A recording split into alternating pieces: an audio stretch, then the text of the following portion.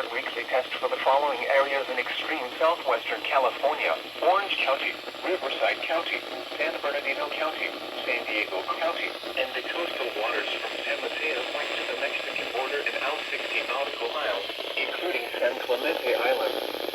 A test signal was broadcast to test the public warning system.